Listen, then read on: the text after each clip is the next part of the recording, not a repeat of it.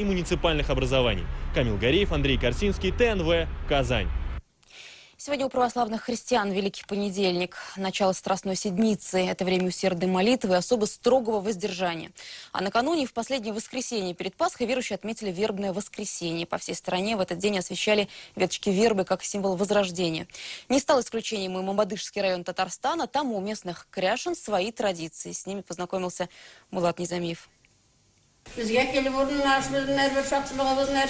Татарстанские кряшины вербное воскресенье называют на свой лад барманчек, но жители из Мамадышского Никифорова пошли еще дальше. Последнее воскресенье перед Пасхой здесь значится как бармаштыки. Впрочем, на этом оригинале заканчивается. Как и по всей стране, в этот день никифоровцы с веточками вербы отправились в местную церковь.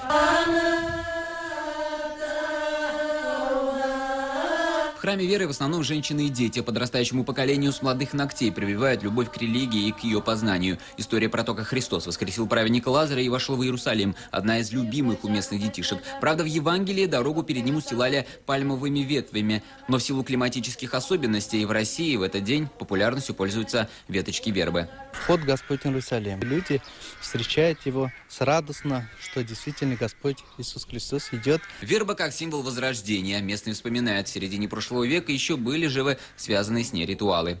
С утра встает этот ребенок пораньше всех, и он будет там потихоньку ударить, там, когда спит человек. И тот человек, когда уже день Пасхи, он должен свою одну яичку отдать этому человеку.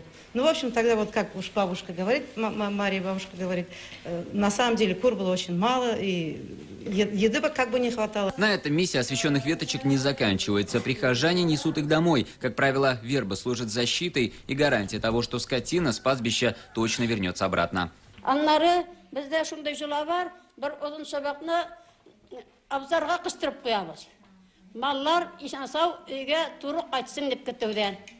Вербное воскресенье плавно перетекает в Страстную Седмицу. Начинается самая строгая неделя поста. До главного православного праздника Пасхи остается 7 дней.